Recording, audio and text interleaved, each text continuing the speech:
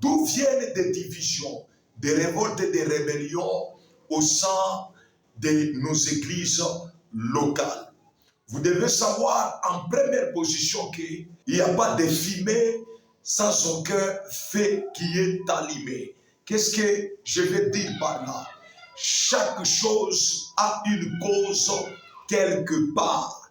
Chaque problème a une cause quelque part.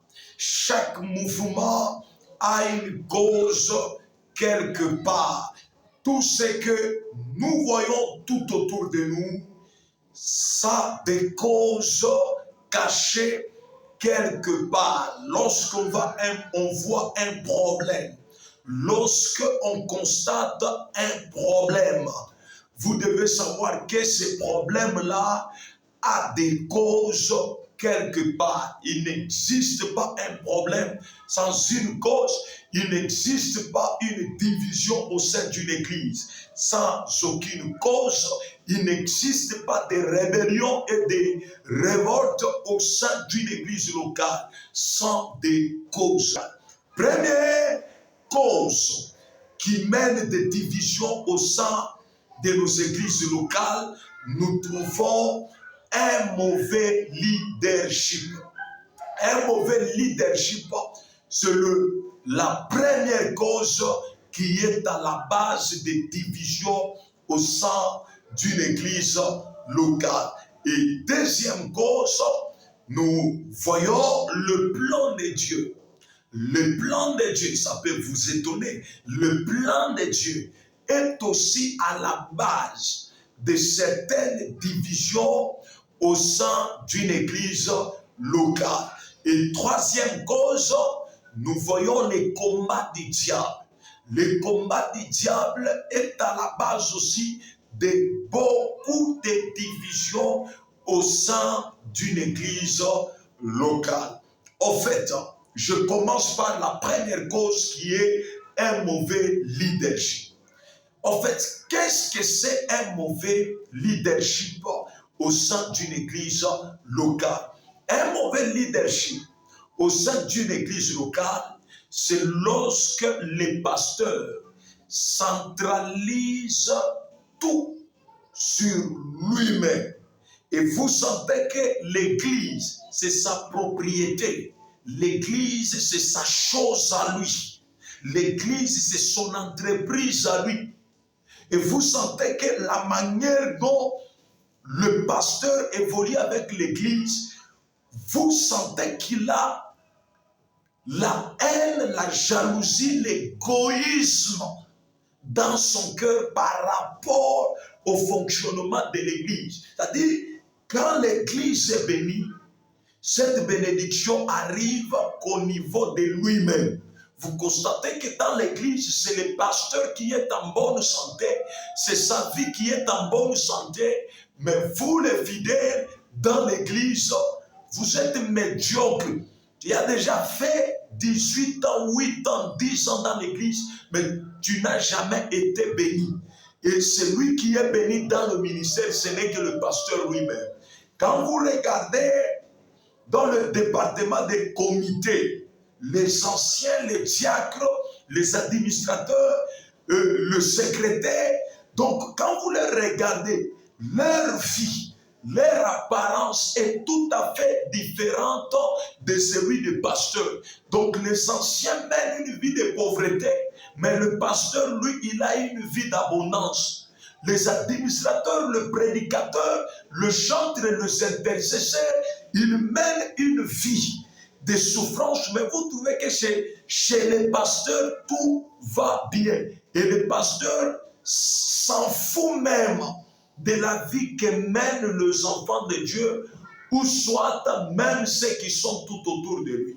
Vous devez savoir que, à ce qui concerne l'évolution d'une église, le succès d'une église, ce n'est pas seulement le pasteur lui-même. Pour que l'église évolue, pour que l'église connaisse des temps de succès, cela ne vient pas de l'effort du pasteur lui-même. Non, non. Si c'était le cas, Dieu ne devait pas mener les chantres, les intercesseurs, le diacre, les évangélistes dans l'église, et le pasteur devait lui-même faire tout tous ces offices-là. Ça n'existe pas. C'est-à-dire pour que l'Église arrive à sa bénédiction, arrive à atteindre un niveau le plus élevé, il y a l'effort de beaucoup de personnes. Dans l'église, il n'y a pas seulement les pasteurs, il n'y a pas seulement les dons du pasteur, il y a plusieurs dons qui font à ce que l'église évolue, l'église avance de l'avant. Et quand ces gens-là mettent à l'œuvre aussi leurs dons, ils travaillent à l'autel. Or, la Bible déclare, celui qui travaille à l'autel mange à l'autel. C'est-à-dire les anciens, le prédicateur, le diacre, le chantre, les intercesseurs, et aussi, ils ont une part dans le bien de l'Église. Le bien de l'Église n'est pas seulement une destination du pasteur lui-même. Si vous, pasteurs, vous avez ce système-là, vous avez ce leadership-là, laissez-moi vous dire, votre Église finira toujours par se diviser. Si ça ne se divise pas, beaucoup de gens commenceront toujours à se révolter dans cette église-là. Et vous allez traiter les gens de rebelles, vous allez traiter les gens de personnes ingrats, mais laisse-moi vous dire que c'est vous qui avez un mauvais leadership. Vous avez un mauvais leadership, c'est pourquoi les gens se révoltent. C'est pourquoi les gens abandonnent. C'est pourquoi les gens tentent de diviser l'église. Vous devez savoir que tout celui qui travaille à l'autel doit manger à l'autel. Je dois vous amener dans l'histoire de la dîme dans l'Ancienne Alliance. Lisez bien les Écritures. Vous allez voir que la dîme était une destination des Lévites. Et les Lévites n'étaient pas seulement les souverains sacrificateurs. Dans la tribu de Lévi, nous voyons, il y avait des souverains sacrificateurs. Aaron, il y avait ses enfants aujourd'hui qui sont les assistants, et il y avait des différents départements, les portiers, il y avait des chantres, il y avait beaucoup des offices. Et tous, ils avaient comme salaire la dîme. La dîme, même Dieu connaît cela. La dîme était le salaire des sacrificateurs, c'était le salaire des Lévites.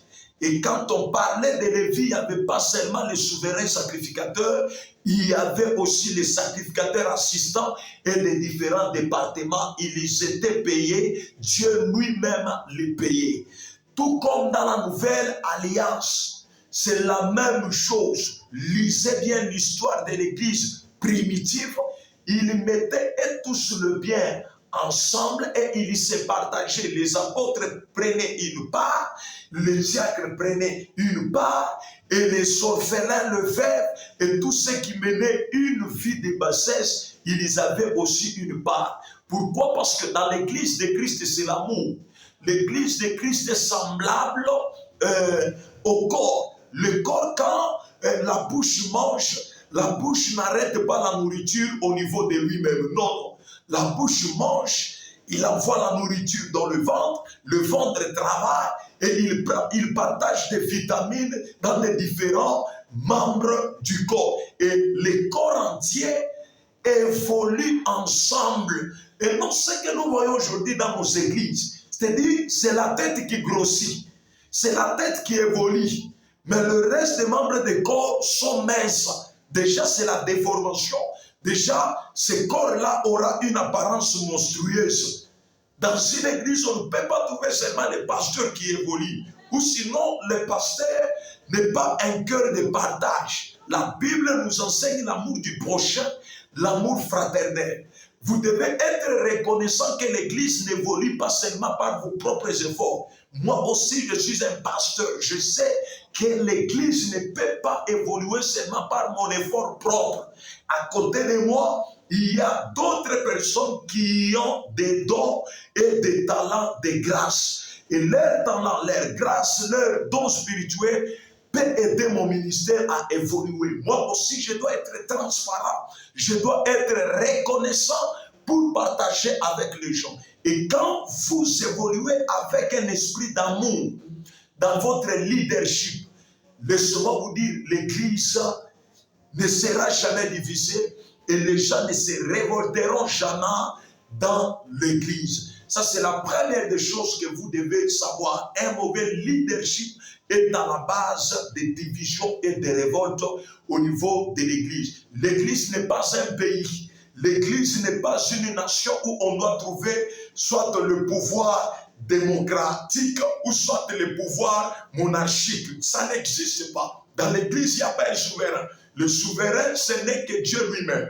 Nous tous, nous sommes des frères dans l'Église de Christ. Et nous devons travailler avec amour.